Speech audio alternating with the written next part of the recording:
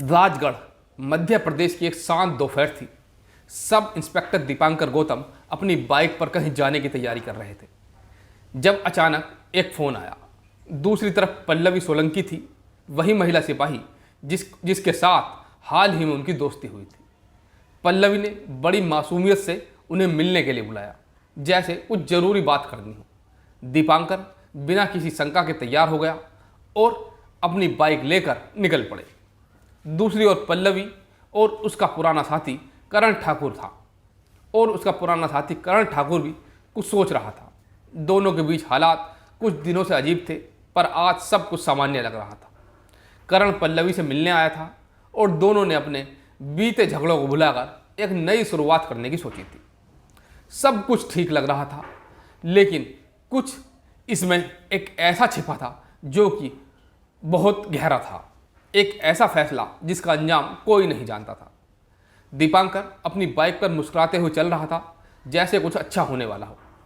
पल्लवी की कार सामने से आ रही थी।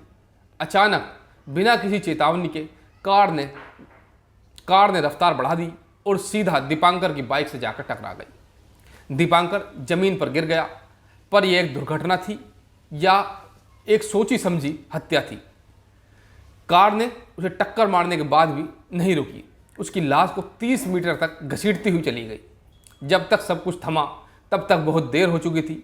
इसके बाद पल्लवी और करण थाने पहुंचे और बड़ी सहजता से पुलिस को बताया कि एक एक्सीडेंट हो गया है।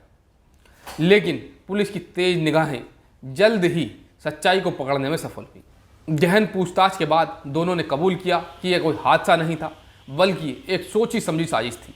दरअसल पल्लवी और करण पहले से एक दूसरे के प्रेमी थे, लेकिन हाल ही के दिनों में दोनों का झगड़ा हुआ और उनका रिश्ता टूट गया।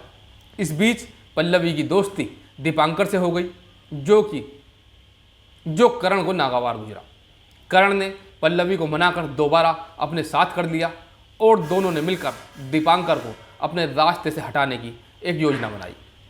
उन्होंने ऐसा तरीका सोचा जिससे हत्या एक एक्सीडेंट लगे और उन पर शक भी ना हो, यानी कि सांप भी मर जाए और लाठी भी ना टूटे। इसी योजना को मूर्त रूप देने के लिए दोनों ने मंगलवार 10 सितंबर को दीपांकर को बुलाया और पहले से तैयार योजना के अनुसार उसकी बाइक को कार से टक्कर मारने की अपनी प्लानिंग को अंजाम दिया। इस घटना के बाद पुलिस ने जब गहराई से जांच की तो दोनों अपराधियों ने अपने जुर्म कबूल लिए और दोनों जेल की सलाखों के पीछे पहुंच गए।